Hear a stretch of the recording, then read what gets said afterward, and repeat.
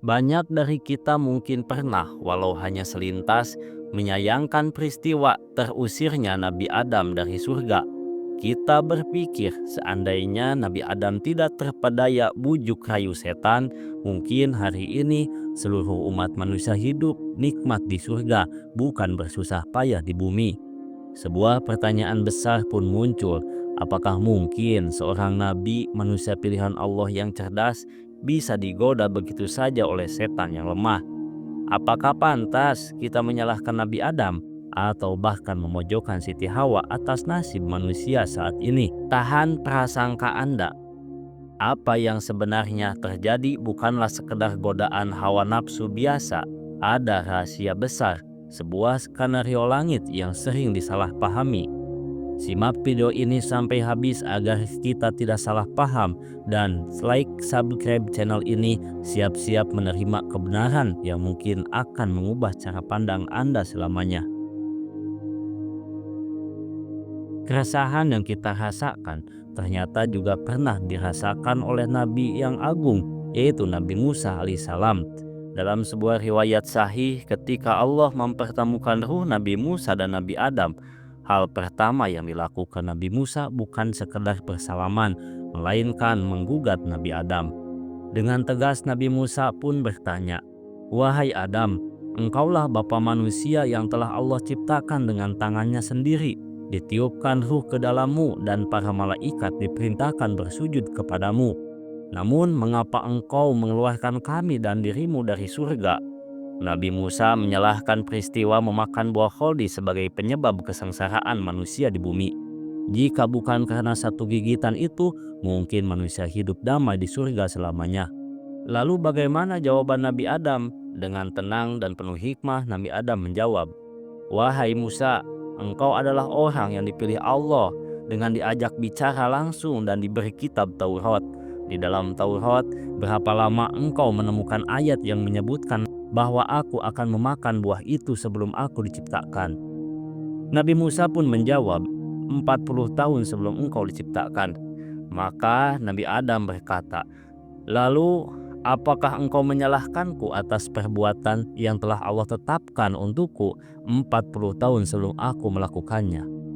Rasulullah Shallallahu Alaihi Wasallam menutup kisah ini dengan bersabda, "Fahajja Adamu Musa." Maka Adam telah mematahkan argumen Nabi Musa. Ini adalah bukti bahwa kisah ini adalah kalamullah, skenario Allah yang sudah tertulis di Lauhul Mahfud jauh sebelum Adam bernapas. Allah menurunkan manusia ke bumi bukan karena kecelakaan sejarah, melainkan karena bumi memang membutuhkan khalifah. Untuk memahami utuhnya kisah ini, mari kita mundur ke awal penciptaan. Begitu selesai menciptakan Adam, Allah memerintahkan malaikat dan iblis untuk bersujud sebagai bentuk penghormatan, bukan penyembahan. Malaikat pun patuh, namun iblis menolak. Dalam kitab Fathul Qadir, karya Imam As-Sukani, dijelaskan bahwa iblis merasa dirinya lebih mulia, tercipta dari api, sedangkan Adam dari tanah. Iblis pun berkata, "Memang siapa Adam sampai-sampai aku harus sujud kepadanya?" pikir iblis dengan jumawa. Sikap inilah yang membuat iblis terusir dari surga yang penuh kenikmatan.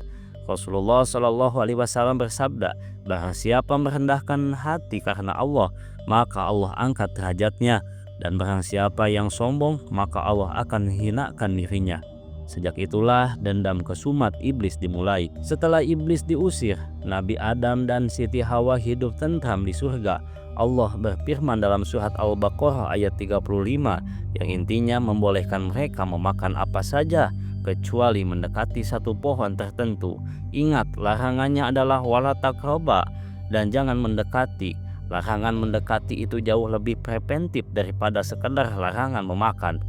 Lalu bagaimana iblis bisa menembus pertahanan iman Nabi Adam? Apakah dengan godaan wanita, harta, atau nafsu rendah? Bukan. Disinilah letak kesalahpahaman banyak orang. Syekh Ahmad bin Mustafa Al-Maghribi menjelaskan bahwa iblis menggunakan trik psikologis tingkat tinggi. Iblis tidak datang sebagai musuh, tapi menyamar sebagai penasihat yang peduli. Iblis membisikkan janji palsu, "Wahai Adam, Maukah aku tunjukkan pohon keabadian dan kerajaan yang tidak akan binasa? Jika kalian memakannya, kalian akan menjadi malaikat atau kekal di sini selamanya." Namun faktor terkuat yang membuat Nabi Adam luluh bukanlah iming-iming itu semata. Menurut Ibnu Abbas, Nabi Adam luluh karena iblis bersumpah atas nama Allah. Seperti yang dijelaskan oleh Gus Baha dalam kajian tafsirnya, Nabi Adam adalah korban dari sumpah palsu. Nabi Adam adalah makhluk yang sangat mencintai Allah. Dalam logika Nabi Adam yang suci, "Demi Allah, saya tidak pernah menduga ada makhluk yang berani berbohong atas nama Allah."